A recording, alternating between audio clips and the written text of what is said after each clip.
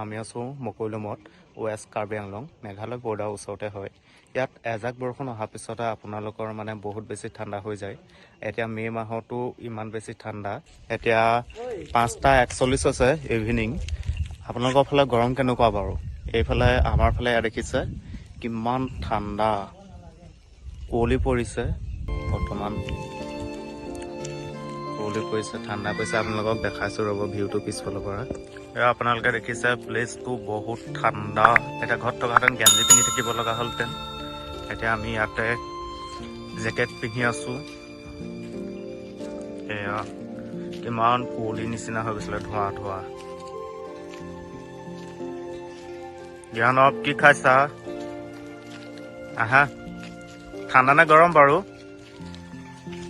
পলালে পোৱালিটো। এয়া দেখিছে আমাৰ স্কুলৰ চাৰিওফালৰ ভিউটো। আমি আছোঁ মেঘালয় বৰ্ডাৰ ওচৰত মকৈলুম ৱেষ্ট কাৰ্বি আংলং। এটা এজাক বৰষুণ অহাৰ পিছতে আপোনাৰ জেকেট চুৱেটাৰ পিন্ধিব লগা অৱস্থা হৈ যায়গৈ, ইমান বেছি ঠাণ্ডা হৈ যায়। আমাৰ মাঘ বিহুত ৰাতিপুৱা শুই উঠি যেনেকুৱা ধৰণৰ কুঁৱলী পৰে, ইয়াতে মে' মাহত এনেকুৱা ধৰণৰ কুঁৱলী পৰি আছে। স্কুলত বাহিৰত ওলাব পৰা নাই, ঠাণ্ডা। ইয়াত দেখিছে মেঘালয় বৰ্ডাৰ ওচৰত।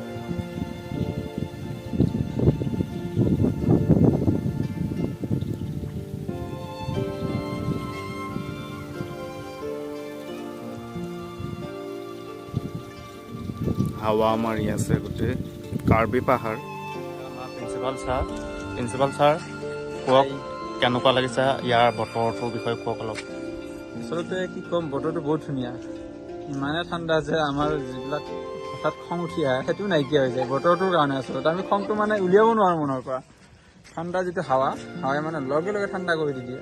ভাই মজা আয়া। আমাৰ ৰাতিমণি ছাৰ অলপ আগতে 90 ডিগ্ৰী মান আছিলে গৰম। খং এটা উঠিছিল কিহৰ কাৰণে নাজানো, কিন্তু এতিয়া এই ওলাই অহাৰ লগে লগে বৰফ হৈ গৈছে।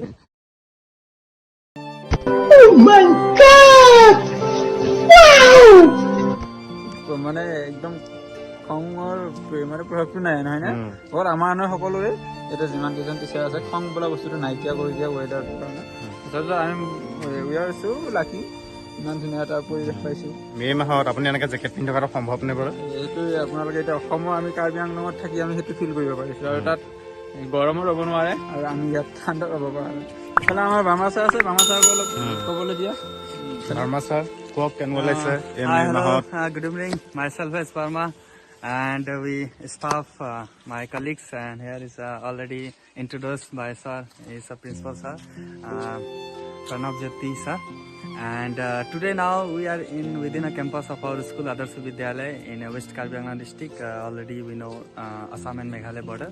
This place is very cool. We know in our Assam there is some district, Dima Hasao and Karbi Anglong, especially in Karbi Anglong, this place, Mokhoilum, is very cold just because of near of Cherrapunji, Monsiram is there, and Dauki. This place is a highly density of forest and complete natural beauty. Hills place, plants is more and less industry, no pollution. That's why, and we are feeling so relaxed, no angry. Bye. একদম ঠাণ্ডা মে' মাহত আমি সকলোৱে jacket পিন্ধি আছোঁ। ঘৰতে থকা হ'লে একদম গেঞ্জি পিন্ধি কিমানবাৰ গা ধুলেহেঁতেন ঠিক নাই। ইয়াতে এবাৰ গা ধুবলৈকে চিন্তা কৰিব লাগে, বহুত বেছি ঠাণ্ডা হয়। Thank U.